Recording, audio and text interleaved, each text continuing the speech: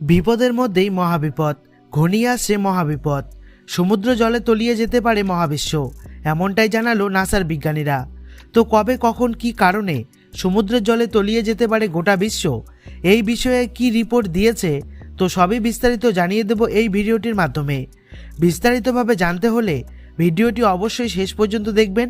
আর এমনই প্রতিনিয়ত দেশের লেটেস্ট ট্রেন্ডিং আপডেটগুলি সবার প্রথমে পেতে আমাদের চ্যানেলটিকে সাবস্ক্রাইব করে পাশে থাকা বেল আইকনটি অন করে আমাদের পাশে থাকবেন। তো চলুন ভিডিওটিকে শুরু করা যাক। ঘনিয়ে আসছে বিপদ, আগামী দিনে পৃথিবীর জন্য ভয়ঙ্কর বিপদ আসছে। গ্রিনল্যান্ড ও আন্টার্কটিকার বরফ অত্যন্ত দ্রুত হারে গলছে। মার্কিন গবেষণা সংস্থা নাসা জানিয়েছে, এমনভাবে চলতে থাকলে 2100 সালের মধ্যেই সমুদ্রের জলস্তর উঠে আসতে পারে 38 সেন্টিমিটার বা 1.25 ফুট। আর এর আগেও intergovernmental panel on climate change 2019-এ স্পেশাল রিপোর্টে এ বিষয়ে দাবি করা হয়েছিল।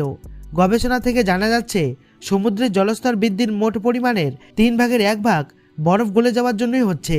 আইপিসি রিপোর্ট অনুযায়ী কেবলমাত্র গ্রিনল্যান্ডের বরফের জন্যই 2100 সালের মধ্যেই সমুদ্রের জলস্তর 8 থেকে 27 সেন্টিমিটার বাড়বে। আর আন্টার্কটিকার বরফ গলার জন্য জলস্তর বাড়তে পারে 3 থেকে 28 সেন্টিমিটার। তাদের মতে বাতাসে তাপমাত্রার বাড়ার জন্যই মেরু অঞ্চলের বরফ গলছে। এছাড়াও সমুদ্রের তাপমাত্রাও দ্রুত বাড়ছে, ফলে সমুদ্র সংলগ্ন হিমবাহগুলি গলছে। এই কারণগুলি আরও উদ্বেগ সৃষ্টি করছে। আগামী দিনে সমুদ্রের জলস্তর কতটা বাড়বে তা নির্ভর করছে মেরু অঞ্চলের বরফ কত দ্রুত গলবে তার উপর। তাই ভবিষ্যতের পরিস্থিতি খুবই উদ্বেগ।